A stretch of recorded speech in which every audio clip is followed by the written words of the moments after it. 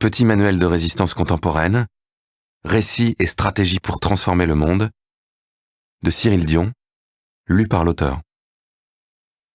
C'est la base de l'action des ONG depuis des années.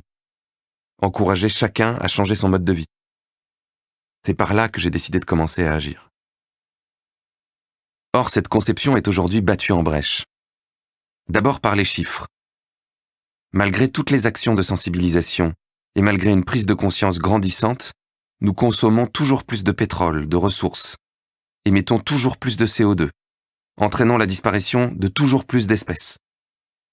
Ensuite par des penseurs, comme le philosophe slovène Slavoj Žižek. Pour lui, le discours écologique dominant nous interpelle comme si nous étions a priori coupables, en dette envers notre mère nature, sous la pression constante d'un surmoi écologique. Qu'as-tu fait aujourd'hui pour Dame Nature? As-tu bien jeté tes vieux papiers dans le conteneur de recyclage prévu à cet effet? Et les bouteilles en verre, les canettes? As-tu pris ta voiture alors que tu aurais pu circuler à vélo ou emprunter les transports en commun? As-tu branché la climatisation au lieu d'ouvrir les fenêtres? Les enjeux idéologiques d'une telle individualisation, continue-t-il, sont évidents. Tout occupé à faire mon examen de conscience personnelle, j'en oublie de me poser des questions bien plus pertinentes sur notre civilisation industrielle dans son ensemble. C'est peu ou prou la pensée que développent d'autres auteurs activistes comme Will Falk, lorsqu'ils parlent de tous ceux qui, ayant pris conscience du saccage de notre planète, sont enfermés dans un système de culpabilité perpétuelle, tout contraints qu'ils sont de contribuer, par leur mode de vie, à cette entreprise de destruction massive. En passant leur temps à recycler, écrit-il, à signer des pétitions sur Internet et à recourir au covoiturage pour aller travailler, ils apaisent leur conscience enflammée, se murmurant à eux-mêmes « Au moins, je ne suis pas en train de détruire la planète ».